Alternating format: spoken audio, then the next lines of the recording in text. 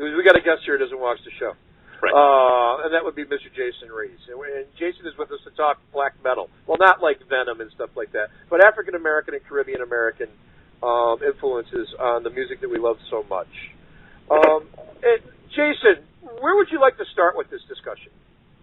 Well, first of all, like I said, thanks for having me.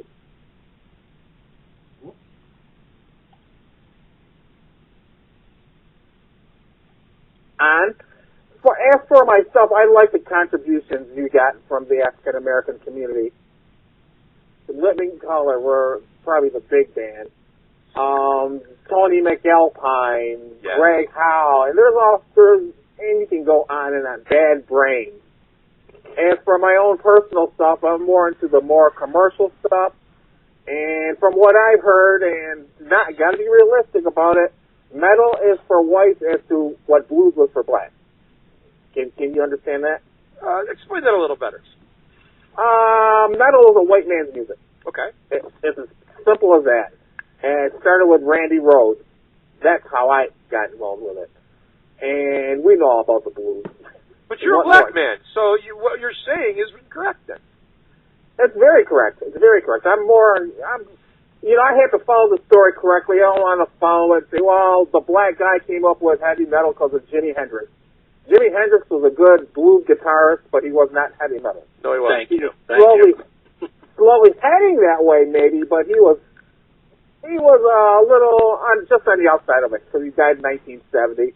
And we know that heavy metal really didn't get a start till about the late 1970s, early 1980s.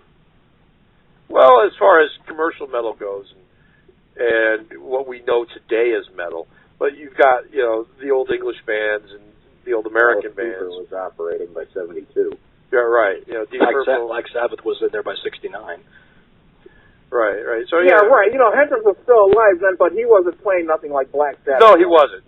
Absolutely. Was he influential on metal guitarists? Absolutely. Mm-hmm. Correct, of course, yeah. Yeah, but that's where we draw the line with and then that's probably where it ended too.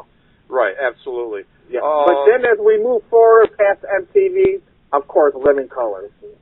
If you want to go that direction. Yep. Sepultura, their lead singer. I never heard of them. I heard of them, but never really listened to them. I didn't know too much about them. They're a band that we listen to. Seven Dust, yeah. Seven Dust, right, exactly right, yeah. Body Count. Body Count, Ice-T. Great band, by the way. What was that? What was that? I said in recent years, the reincarnation of Alice in Chains, William DuVall. Yep. Right, exactly right, yeah. So there's a big contribution from the African American community and the metal community. And you have to give credit where credit's due. Yeah, absolutely. Also, John Butcher. John Butcher, right? Yeah, John X. Yeah, from Canada, if I'm correct. Yeah, absolutely. Slash. Hyrax. Slash. Thank you. Thank you. Slash. Yeah. Rocky. We mentioned Rocky from Rocky, Suicide. right? From Suicidal Tendencies. Yeah.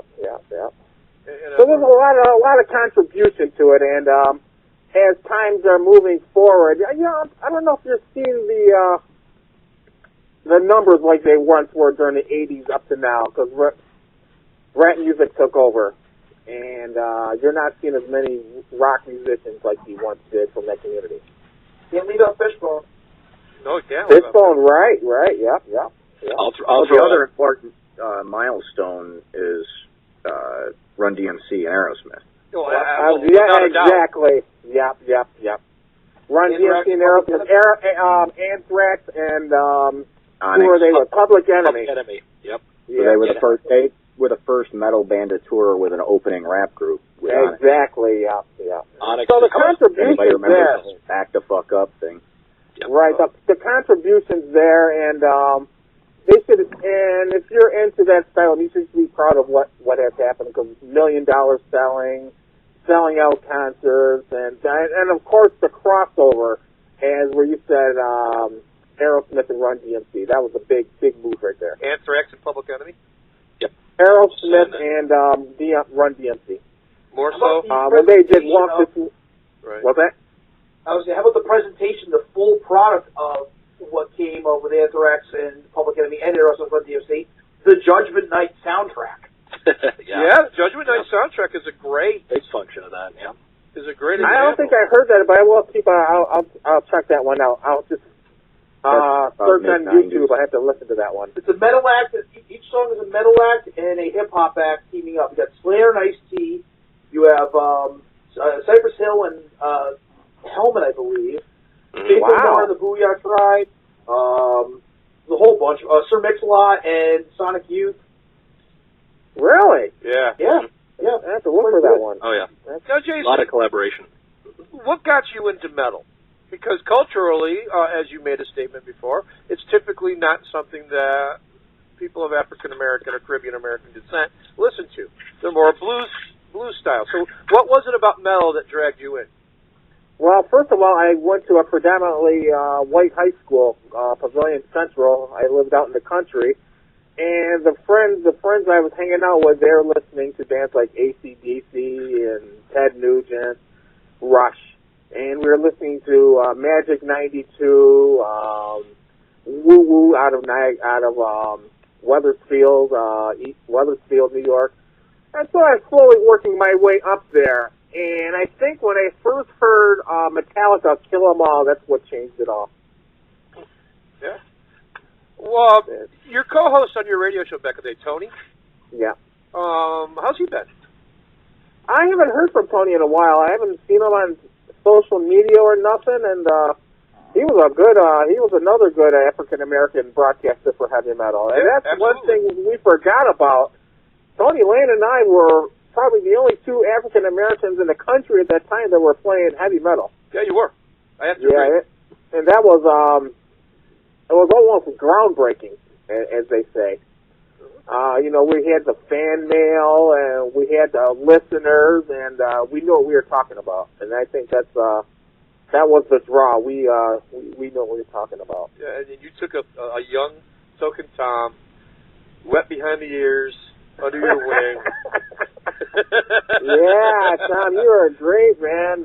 We had some of those songs. I still have those songs. Yeah, we wrote some music together. Yeah, Jason started teaching me how to play guitar first, guys. Mm-hmm. And also, you remember the day that we got seventh son of a seventh son and brought it to my shitty little apartment and put it on the record player and broke out that case of Molson and listened to yeah, that was was that the Black Sabbath album? No, it's seventh son of a seventh son from Iron Maiden. Oh, the Iron Maiden, right. Oh, yeah, that was fun. Back in the days when a case of beer was $10. Yeah, exactly, right, exactly. Going back to the Metallica there, Kill 'Em All, Hit the Lights, the very first recording. I was just going there, too. Go for it. Yep. What was it? The lead guitar was done by an African-American metal guitarist by the name of, it's slipping me, is it Ron McGovney? Yeah, No, Ron was the bass player. That's not That's him. right. Ron McGovney was the bass Lloyd Grant. Lloyd Grant. Thank you. Okay. I thought it was Larry Grant, but it was Lloyd Grant. Yeah, Lloyd Grant. McGovney was the bass player that Mustaine got into a fight with. Right. Oh, really? No kidding. Wow, no kidding. Jason, thank you very much for joining us on the Necrocasticon. Thank you, Jason. Thank you. Have a nice night. There you guys go. Jason Reese, my mentor in this business, actually. Wonderful guy. Wonderful Yeah. guy. Before we get too far removed from the topic, I did want to throw in Wicked Wisdom, which is a band that I enjoy.